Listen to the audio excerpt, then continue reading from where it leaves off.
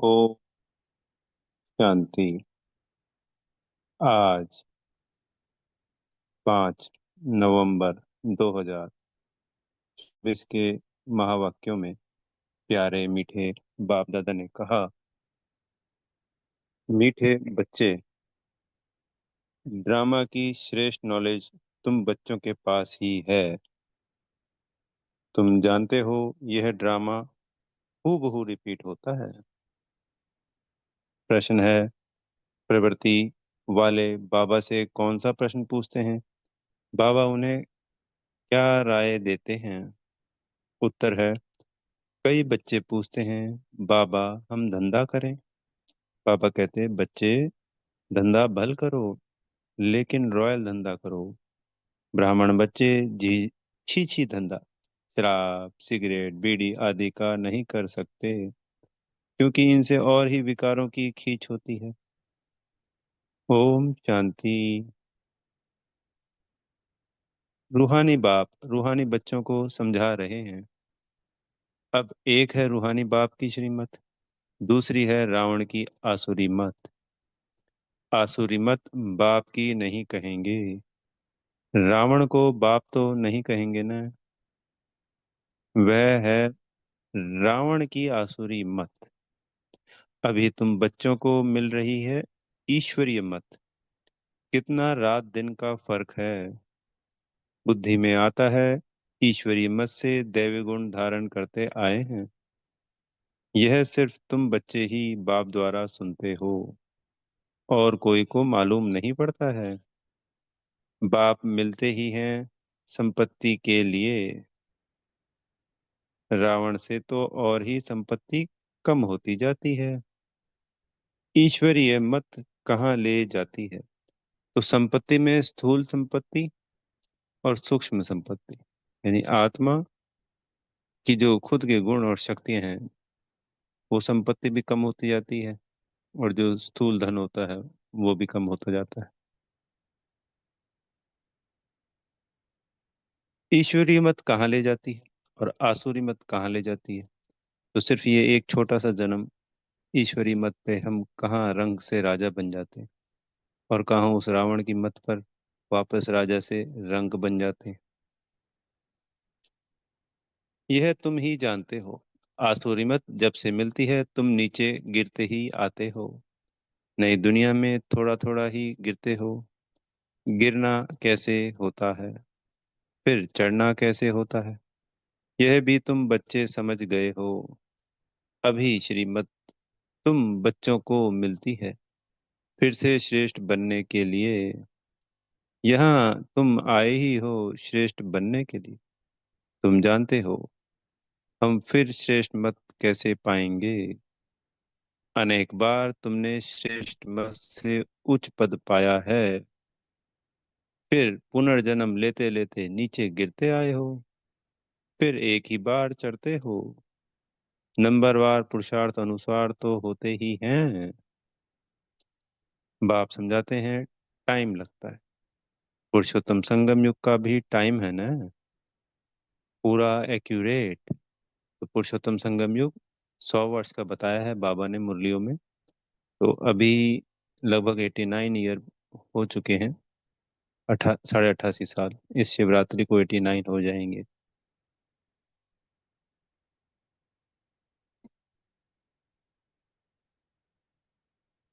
पूरा accurate drama, बड़ा accurate चलता है और बहुत वंडरफुल है।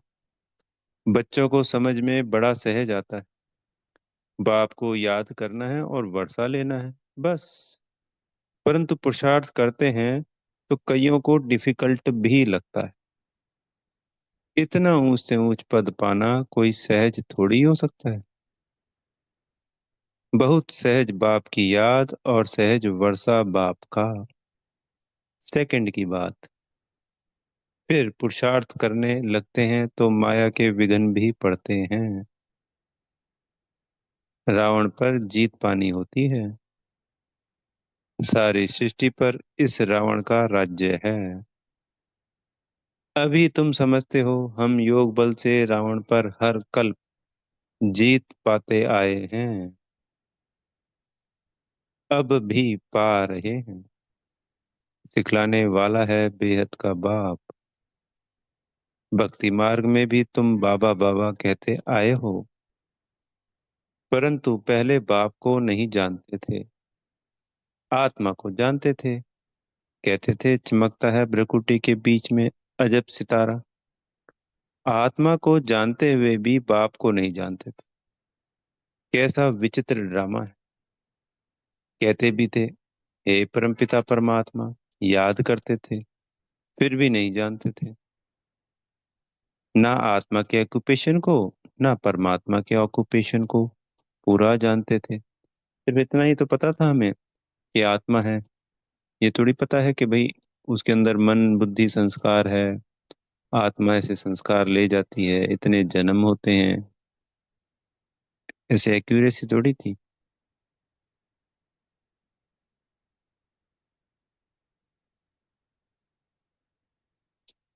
बाप ही खुद आकर समझाते हैं। बाप बिगर कब कोई रियलाइज करा ना सके। कोई का पार्ट ही नहीं है। गायन भी है ईश्वरीय संप्रदाय, आसुरी संप्रदाय और दैवी संप्रदाय। तो ईश्वरीय संप्रदाय है सिर्फ पुरुषोत्तम संगम युग का, हम ब्राह्मणों का। आसुरी संप्रदाय सारी दुनिया इस वक्त, हम ब्राह्मणों को छोड़कर। और दैवी संप्रदाय सतयुग में है, बहुत सहज। परंतु यह बातें याद रहे, इसमें ही माया विघन डालती है, भुला देती है।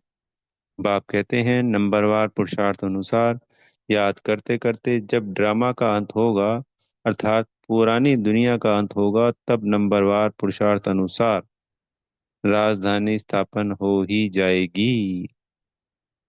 शास्त्रों से यह बात कोई समझ ना सके, गीता आदि तो इसने भी बहुत पढ़ी है ना। अब बाप कहते हैं इसकी कोई वैल्यू नहीं। तुमने भक्ति में कनरस, परंतु भक्ति में कनरस बहुत मिलता है, इसलिए छोड़ते नहीं। तुम जानते हो सारा मदार पुरुषार्थ पर है। धंधा आदि भी कोई का रॉयल होता है और कोई का छीछी धंधा होता है। शराब बीड़ी सिगरेट आदि बेचते हैं, यह धंधा तो बहुत खराब है। शराब सब विकारों को खींचती है, किसको शराबी बनाना यह धंधा अच्छा नहीं। बाप राय देंगे युक्ति से यह धंधा चेंज कर लो, नहीं तो उच्च पद पा नहीं सकेंगे। बाप समझाते हैं इन सब धंधों में है नुकसान, बिगर अविनाशी ज्ञान रत्नों के धंधों के। भल जुहारात का धंधा करते थे, परंतु फायदा तो नहीं हुआ ना, करके लखपति बने। इस धंधे से क्या बनते हैं? बाबा पत्रों में भी हमेशा लिखते हैं पद्मा पदम भाग्यशाली, सो भी 21 जन्मों के लिए बनते हैं। तुम भी समझते हो, बाबा कहते हैं बिल्कुल ठीक है। हम सो यह देवी देवता थे, फिर चक्र लगाते लगाते नीचे आते हैं। सृष्टि के आदि मध्य अंत को भी जान गए हो। नॉलेज तो बाप द्वारा मिली है, परंतु फिर दैवी गुण भी धारण करने हैं, अपनी जांच करनी है। हमारे में कोई आसुरी गुण तो नहीं है, यह बाबा भी जानते हैं। हमने अपना यह शरीर रूपी मकान किराए पर दिया है, ब्रह्मा बाबा ने किराए पे दिया है। यह मकान है ना, इसमें आत्मा रहती है। हमको बहुत फकुर रहता है, भगवान को हमने किराए पर मकान दिया है। ड्रामा प्लान अनुसार और कोई मकान उनको लेना ही नहीं है। कल्प कल्प यह मकान ही लेना पड़ता है। तो हर कल्प चूंकि सेम टू सेम रिपीट होता है, तो ब्रह्मा बाबा के तन में ही पहले भी आए हैं और हर कल्प आएंगे। इनको तो खुशी होती है ना, परंतु फिर हंगामा भी कितना मचा। यह बाबा हंसी कुड़ी में कब बाबा को कहते हैं बाबा आपका रथ बना तो हमको इतना गाली खानी पड़ती है। बाप कहते हैं सबसे जास्ती गाली मुझे मिली, यानी शिव बाबा को मिली। अब तुम्हारी बारी है। ब्रह्मा को कब गाली मिली नहीं है। अब अब बारी आई है। रथ दिया है, यह तो समझते हैं ना, तो जरूर बाप से मदद भी मिलेगी। फिर भी बाबा कहते हैं बाप को निरंतर याद करना। इसमें तुम बच्चे इनसे भी जास्ती तीखे जा सकते हो, क्योंकि इनके ऊपर तो मामला है, यानी पूरे यज्ञ का संभाल करनी होती है, जिम्मेवारी है। पर ड्रामा कहकर छोड़ देते हैं। फिर भी कुछ लैस जरूर आती है। यह बेचारे बहुत अच्छी सर्विस करते थे, यह संग दोष में खराब हो गए। कितनी डिस सर्विस होती है। ऐसा ऐसा काम करते हैं, ले आ जाती है। उस समय यह नहीं समझते कि यह भी ड्रामा बना हुआ है। यह फिर बाद में ख्याल आता है, यह तो ड्रामा में नूंद है ना। माया अवस्था को बिगाड़ देती है, तो बहुत डिस सर्विस हो जाती है। कितना अबलाओं आदि पर अत्याचार हो जाते हैं। यहाँ तो खुद के बच्चे ही कितनी डिस सर्विस करते हैं, उल्टा सुल्टा बोलने लग पड़ते हैं। अभी तुम बच्चे जानते हो बाप क्या सुनाते हैं। कोई शास्त्र आदि नहीं सुनाते। अभी हम श्रीमत पर कितना श्रेष्ठ बनते हैं, आसुरी मत से कितना भ्रष्ट बने हैं। टाइम लगता है ना। माया की युद्ध चलती रहेगी। अभी तुम्हारी विजय तो जरूर होनी है। यह तुम समझते हो। शांति धाम सुख धाम पर हमारी विजय है ही, तो पूरा शांति धाम भी हमारा और सुख धाम भी हमारा। अगले 2500 वर्ष सिर्फ बाबा के बच्चों के, और कोई नहीं। अब कहेंगे जी बाबा के बच्चे तो सारा संसार ही है। तात्पर्य, जो इस वक्त ब्राह्मण बनते हैं, बाबा की श्रीमत पे चलते हैं, सिर्फ और सिर्फ उनका। इससे अच्छी बात और क्या होगी। और हम कह सकते हैं बाबा ने मुरली में जैसे कहा, तो लगभग 4000 वर्ष, क्योंकि दुख भी बहुत ना के बराबर होता है द्वापर में। तो जन्म के हिसाब से देखते हैं तो बाबा ने बोला है 55 से 60 जन्म, तो वो भी लगभग 4000 वर्ष के आसपास बैठते हैं। और हम प्रैक्टिकल में भी देखते हैं तो लगभग 1000 साल लास्ट के छोड़ दें तो उससे पहले तक हमारा ही राज्य था, हमारे क्षेत्र में। तो सुखी थे, तन मन धन से। कलाएं भी 8 होती होती हैं द्वापर में।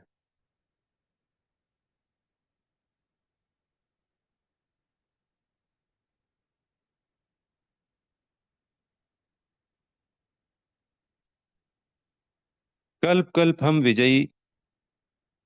पाते विजय पाते आए हैं। इस पुरुषोत्तम संगम युग पर ही स्थापना और विनाश होता है। यह सारी डिटेल तुम बच्चों की बुद्धि में है। बरोबर बाप हमारे द्वारा स्थापना करा रहे हैं, फिर हम ही राज्य करेंगे। बाबा को थैंक्स भी नहीं देंगे। बाप कहते हैं यह भी ड्रामा में नूंद है। मैं भी इस ड्रामा के अंदर पार्टधारी हूँ। ड्रामा में सबका पार्ट नूंधा हुआ है। शिव बाबा का भी पार्ट है, हमारा भी पार्ट है। थैंक्स देने की बात नहीं। शिव बाबा कहते हैं मैं तुमको श्रीमत दे रास्ता बताता हूँ, और कोई बता ना सके। जो भी आए बोलो सतो प्रधान नई दुनिया स्वर्ग थी ना। इस पुरानी दुनिया को तमो प्रधान कहा जाता है। फिर सतो प्रधान बनने के लिए दैवी गुण धारण करने हैं। पाप को याद करना है। मंत्री है यह मन मना भव मध्य जीव भव। बस यह भी बताते हैं मैं सुप्रीम गुरु हूँ। तुम बच्चे अभी याद की यात्रा से सारी सृष्टि को सदगति में पहुंचाते हो। जगत गुरु एक शिव बाबा है, जो तुमको भी श्रीमत देते हैं। तुम जानते हो, हर 5,000 वर्ष बाद हमको यह श्रीमत मिली है। चक्र फिरता रहता है। आज पुरानी दुनिया है, कल नई दुनिया होगी। इस चक्र को समझना भी बहुत सहज है, परंतु यह भी याद रहे, जो कोई को समझा सके यह भी भूल जाते हैं। कोई गिरते हैं तो फिर ज्ञान आदि सारा खत्म हो जाता है। यानी ज्ञान में चलते चलते अगर अपवित्र हो गए तो पहले जो बुद्धि में ज्ञान आया है वो खत्म हो जाता है। वो पकड़ नहीं रहती ज्ञान पे, क्योंकि जो बुद्धि रूपी बर्तन है वो पहले ही विकारों से काला लोहा हो चुका है। वो धीरे धीरे लोहे से सोना बन रहा हो, पर अचानक अगर ये विकर्म हो गया तो वो वापस लोहा बन जाता है। तो लोहे में ये ज्ञान रतन, लोहे के बर्तन में ये ज्ञान रतन टिक नहीं सकते, इसलिए खिसक जाते। कोई गिरते हैं तो फिर ज्ञान आदि सारा खत्म हो जाता। कला काया माया ले लेती है, सब कला निकल कला रहित कर देती है। विकार में ऐसे फंस जाते हैं, बात मत पूछो। अभी तुमको सारा चक्र याद है। तुम जन्म जन्मांतर वैशाल्य में रहे हो, हजारों पाप करते आए हो। सबके आगे कहते हो, जन्म जन्म के हम पापी हैं। हम ही पहले पुण्य आत्मा थे, फिर पाप आत्मा बने, अब फिर पुण्य आत्मा बनते हैं। यह तुम बच्चों को नॉलेज मिल रही है, फिर तुम औरों को दे आप समान बनाते हो।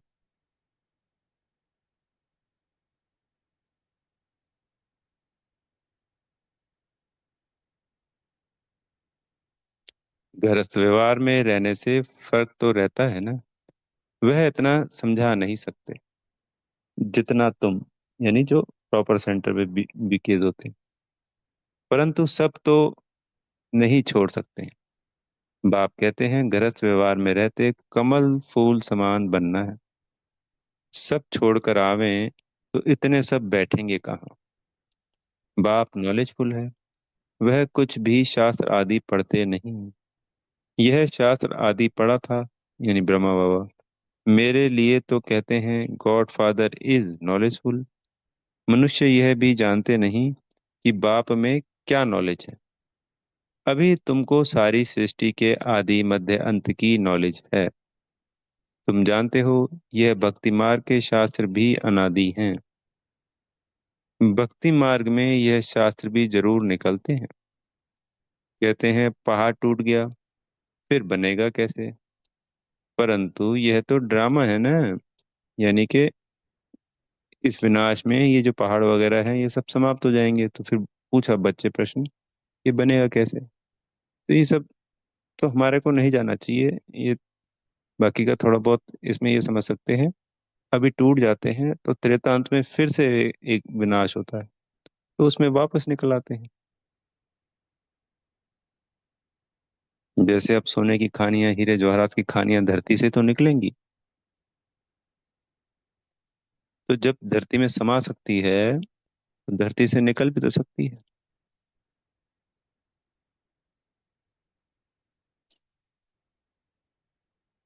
शास्त्र आदि यह सब खत्म हो जाते हैं, फिर अपने समय पर वही बनते। हम पहले पहले शिव की पूजा करते हैं, यह भी शास्त्रों में होगा ना। शिव की भक्ति कैसे की जाती है, कितने श्लोक आदि गाते हैं, तुम सिर्फ याद करते हो। शिव बाबा ज्ञान का सागर है, वह अभी हमको ज्ञान दे रहे हैं। बाप ने तुमको समझाया है यह सृष्टि का चक्र कैसे फिरता है। शास्त्रों में इतना लंबा चौड़ा गपोड़ा लगा दिया है, जो कब स्मृति में आ भी ना सके। तो बच्चों को अंदर में कितनी खुशी होनी चाहिए। बेहद का बाप हमको पढ़ाते हैं, गाया भी जाता है, student life is the best. भगवान वाच, मैं तुमको यह राजाओं का राजा बनाता हूँ। तो जो द्वापर के सभी राजा हैं, उनके राजा कौन हो गए? लक्ष्मी नारायण, क्योंकि वो इनकी भी पूजा करते हैं, तो राजाओं का राजा। और कोई शास्त्रों में यह बातें है नहीं, ऊंच से ऊंच प्राप्ति है ही यह। वास्तव में गुरु तो एक ही है, जो सर्व की सद्गति करते हैं। बल स्थापना करने वाले को भी गुरु कह सकते हैं, परंतु गुरु वह जो सद्गति दे। ऐसे तो हर किसी व्यक्ति से जिससे सीखा जाता है उसको गुरु कह दिया जाता है, पर एक्चुअल में गुरु होता ही सिर्फ सद्गति के लिए है। यह तो अपने पिछाड़ी सबको पाट में ले आते हैं, वापस ले जाने के लिए रास्ता तो बताते नहीं। बारात तो शिव की ही गाई हुई है, और कोई गुरु की नहीं। मनुष्यों ने फिर शिव और शंकर को मिला दिया है। कहाँ वह सूक्ष्म वतनवासी, कहाँ वह मूल वतनवासी? दोनों एक हो कैसे सकते? यह भक्ति मार्ग में लिख दिया है। ब्रह्मा विष्णु शंकर तीन बच्चे ठहरे ना। ब्रह्मा पर भी तुम समझा सकते हो। इनको अडॉप्ट किया है तो यह शिव बाबा का बच्चा ठहरा न। ऊंच से ऊंच है बाप, बाकी यह है उनकी रचना। कितनी यह समझने की बातें हैं। अच्छा, मीठे मीठे सिकी लदे बच्चों प्रति माँ पिता बाप दादा का याद प्यार और गुड मॉर्निंग। रूहानी बाप की रूहानी बच्चों को नमस्ते। हम रूहानी बच्चों की प्यारे मीठे रूहानी बाप दादाजी को याद प्यार गुड मॉर्निंग और नमस्ते।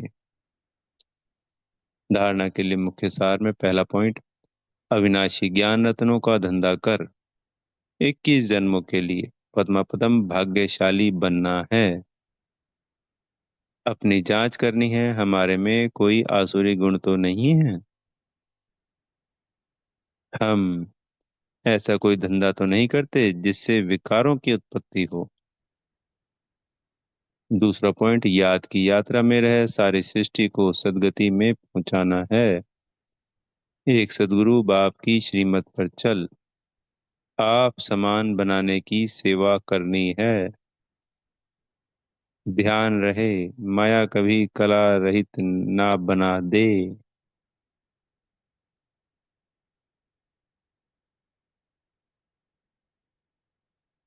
सदगुरु जी से वरदान मिल रहा है, बुराई में भी अच्छाई का अनुभव करने वाले निश्चय बुद्धि बेफिक्र बादशाह भव। यहाँ यह स्लोगन याद रहे कि जो हुआ अच्छा हुआ, अच्छा है और अच्छा ही होना है। बुराई को बुराई के रूप में ना देखें, लेकिन बुराई में भी अच्छाई का अनुभव करें। बुराई से भी अपना पाठ पढ़ लें। कोई भी बात आए तो क्या होगा यह संकल्प ना आए, लेकिन फौरन आए अच्छा होगा। बीत गया, अच्छा हुआ।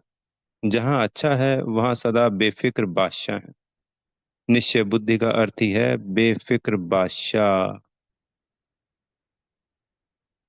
स्लोगन है, जो स्वयं को वह दूसरों को रिगार्ड देते हैं, उनका रिकॉर्ड सदा ठीक रहता है। तो दूसरों को भी रिगार्ड देना है, और स्वयं के प्रति भी कोई नेगेटिव व्यर्थ और लो फीलिंग वाले, दिल शिकस्त वाले ऐसे नहीं लाने हैं, क्योंकि वो स्वयं का भी डिसरिगार्ड है। स्वयं से भी होता है कि कोई काम गलती से गलत हो गया तो कोई कोसना कोसना कुछ भी नहीं करना, प्रायश्चित ये वो। अपने आप को बदलना है, वो गलती बापा को अर्पण कर देनी है, दोबारा नहीं करनी है। पर उसके लिए कोसना, अपने आप को नीचा दिखाना, ये सब चीजें रॉन्ग होती है। डिसरिगार्ड नहीं करना है, ना किसी दूसरी आत्मा का, ना स्वयं का। अच्छा, ओम शांति। बेहद का धन्यवाद मेरे प्यारे मीठे बाप दादाजी का।